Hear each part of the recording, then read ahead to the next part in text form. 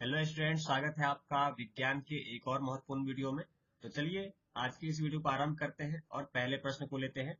आप चाहे किसी भी एग्जाम की तैयारी कर रहे हो, आपके लिए काफी इंपॉर्टेंट होने वाला है, क्योंकि इसमें सभी ऐसे प्रश्न शामिल किए गए हैं जो आने वाले एग्जाम के लिए काफी महत्वपूर्ण है और पिछले कई एग्जाम में पूछे जा चुके हैं।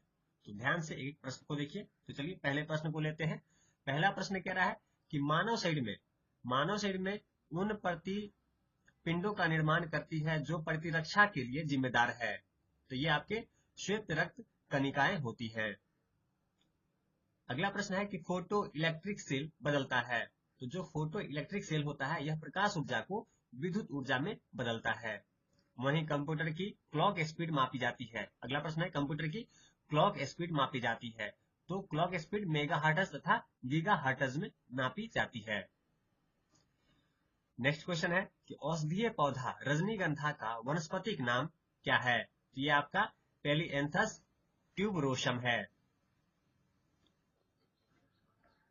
अगला प्रश्न है कि आईसीएआर के अंतर्गत कुल कितनी कृषि विज्ञान केंद्र कार्यरत हैं। तो ये आपके पुराने डाटा है, नए चेंज है। तो ये आप देख के बताएंगे कमेंट में कि कुल कितने कृषि विज्ञान अभी फिलहाल आईसीआर के हैं। चलिए अगले प्रश्न को देखते हैं। अगला प्रश्न कह रहा है कि पीत ज्वार किसके द्वारा संचारित किया जाता है। तो यह आपका एडीज मच्छर द्वारा संचारित किया जाता है। पैस्चुरीकरण की प्रक्रिया में दूध का गर्म किया जाता है कितने डिग्री पे। तो 63 डिग्री के ताप पर 30 मिनट के लिए गर्म किया जाता है। वहीं सीसा पेंसिलों में शीशे का प्रतिशत कितना होता है। तो सीसा पेंसिलों में शीशे का प्रतिशत 0% होता है।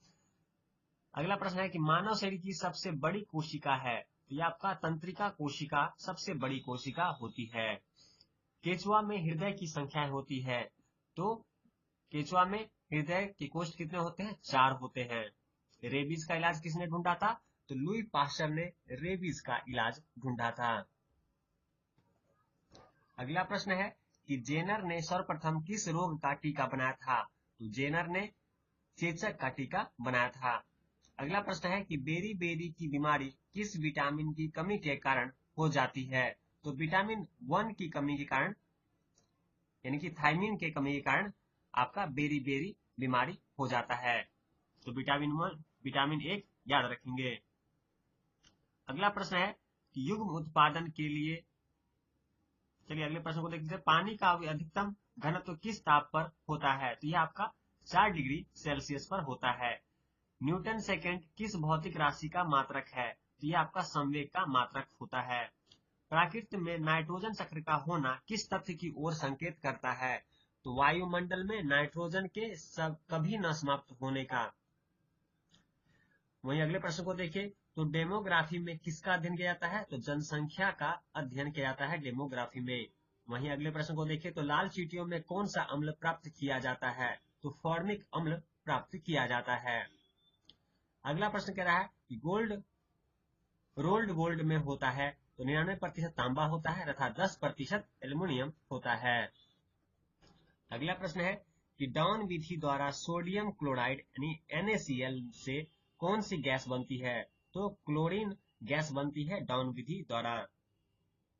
अगला प्रश्न कह रहा है कि चिली साल्ट पीटर किसका अयस्क है। तो सोडियम का अयस्क होता है चिली साल्ट पीटर। याद रखेंगे, चिली साल्ट पीटर किसका अयस्क है।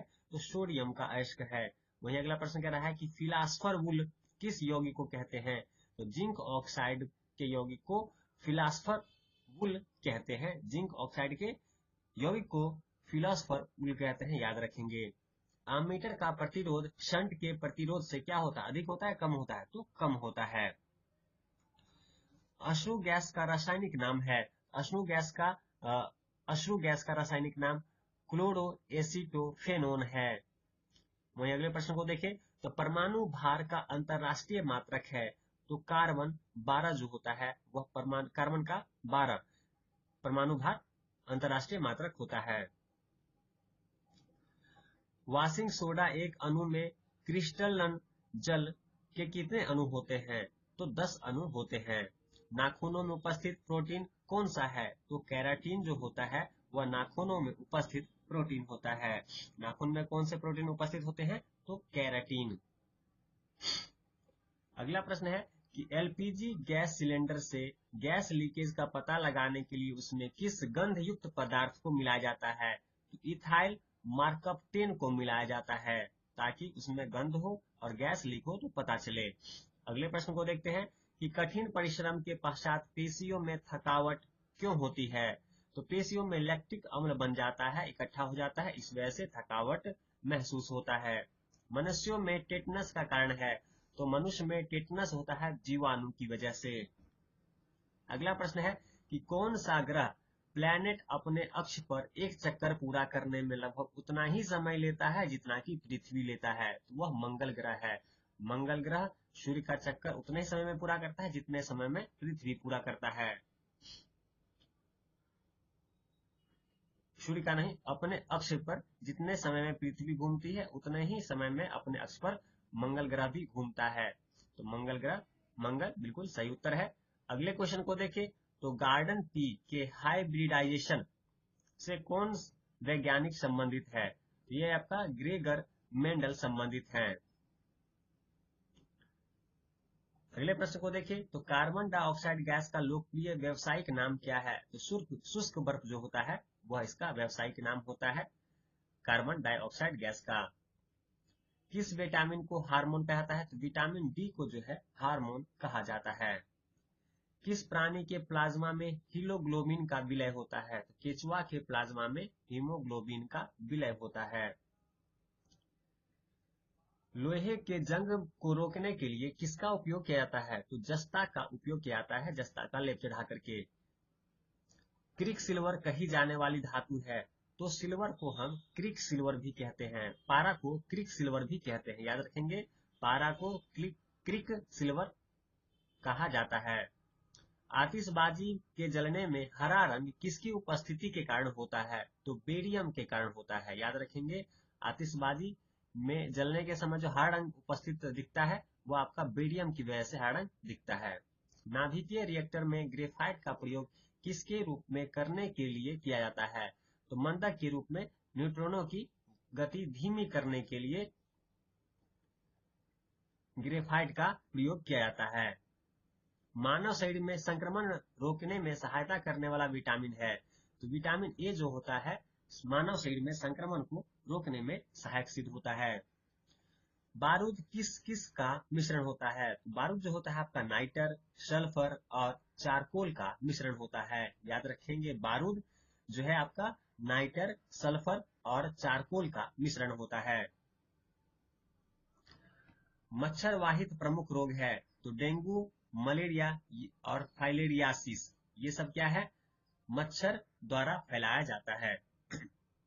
अगले प्रश्न को देखिए तो सभी सूक्ष्म जीवियों में सबसे अधिक अनुकूलशील तथा विविधतापूर्ण है बैक्टीरिया। अगले प्रश्न को देखिए तो किस विटामिन की हीनता से शाम को और रात्रि में मंद दृष्टि हो जाती है? तो विटामिन ई की कमी के कारण जो है रात्रि के समय मंद दृष्टि हो जाती है। मानव शरीर में कौन सी ग्रंथि वृद्धि हार्मोन उत्पादित करती है? तो पीयूष ग्रंथि जो है यह आपका वृद्धि हार्मोन उत्पादित करता है। अगला प्रश्न है कोबाल्ट ऑक्साइड कांच का कौन सा रंग प्रदान करता है? कोबाल्ट ऑक्साइड कांच को कौन सा रंग प्रदान करता है? तो गहरा नीला। अगर कांच अगर नीला है, गहरा नीला कलर का है तो समझिए इसमें कोबाल्ट ऑक्साइड मिलाया गया है। ग्लूकोज से एथिल अल्कोहल बनाने में किस उत्प्रेरक का प्रयोग किया जाता है? तो ग्लूकोज से एथिल अल्कोहल बनाने के लिए जाइमेज का उपयोग किया जाता है। अगला प्रश्न है कैल्सीफेरोल किस विटामिन का रासायनिक नाम है? तो कैल्सीफेरोल आपका विटामिन डी का रासायनिक नाम है। अगला प्रश्न है कि क्लोरोमाइसिटिन का प्रयोग किस रोग के उपचार के लिए किया जाता है? तो टाइफाइड के उपचार के लिए क्लोरोमाइसिटिन का प्रयोग किया जाता है, टाइफाइड के उपचार के लिए। अगला प्रश्न है पेलेग्रा नामक रोग किस विटामिन की कमी से होता है? तो पेलेग्रा नामक रोग जो होता है आपका विटामिन B5 की कमी से होता है, याद रखेंगे। पेलेग्रा विटामिन B5 की कमी से होता है। पृथ्वी के गुरुत्व से निकलने के लिए आवश्यक न्यूनतम प्रक्षेपण वेग कितना होना चाहिए? तो 11.2 किलोमीटर प्रति सेकंड होना चाहिए। जब आप 11.2 किलोमीटर के स्पीड से प्रति सेकंड के स्पीड से किसी वस्तु को पृथ्वी कक्षा से आसमान अंतरिक्ष में फेंकेंगे तो वह पृथ्वी पर लौटकर नहीं आएगा, पृथ्वी कक्षा से बाहर निकल जाएगा। कौन सा अम्ल दूध से दही बनाने के दौरान बनता है? तो लैक्टिक अम्ल जो है, जब हम दूध से दही बनाते हैं तो लैक्टिक अम्ल उस समय बनता है। फिटकरी गंदले पानी को किस प्रक्रिया द्वारा स्वच्छ करता है? तो फिटकरी जो है गंदे पानी को उपचयन के प्रक्रिया के द्वारा स्वच्छ कर देता है। फिटकरी गंदे पानी को उपचयन प्रक्रिया द्वारा जल को स्वच्छ कर देता है। आज हमने ऐसे कुछ महत्वपूर्ण प्रश्नों को लिए हैं जो आने वाले एग्जाम की दृष्टि से काफी इंपॉर्टेंट है, क्योंकि पिछले कई एग्जामों में पूछे जा चुके प्रश्न हैं। तो काफी महत्वपूर्ण वीडियो था, उम्मीद करता हूँ आपको पसंद आया होगा। पसंद आया होगा तो वीडियो को लाइक अवश्य कीजिएगा और आगे भी ऐसे वीडियो आपके लिए हम लाते रहेंगे। इसके लिए चैनल को सब्सक्राइब कर लीजिए, साथ में बने बेल नोटिफिकेशन ऑन कर लीजिए ताकि जब भी मैं वीडियो अपलोड करूं उसका नोटिफिकेशन आपको मिल सके और आप उस वीडियो को देखकर अपनी तैयारी बेहतर कर सके। तो चलिए मिलते हैं अगले वीडियो में, तब तक वीडियो देखने के लिए आपका धन्यवाद।